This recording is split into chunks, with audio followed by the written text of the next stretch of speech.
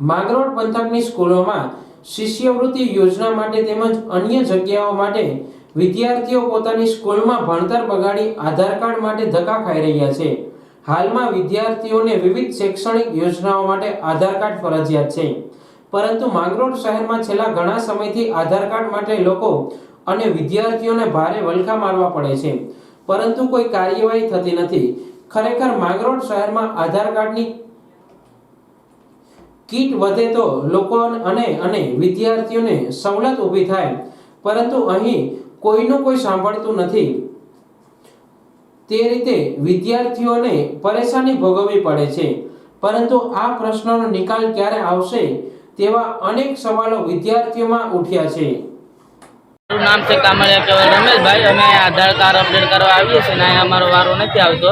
અમે 3-4 દિવસથી સ્કૂલે અમારે જરૂરી કામ હોવાથી અમે આધાર કાર્ડ અપડેટ કરાવીએ છીએ અને અહીંયા 3 દિવસથી અમે હેરાન થઈએ છીએ, અહીં વારો નથી।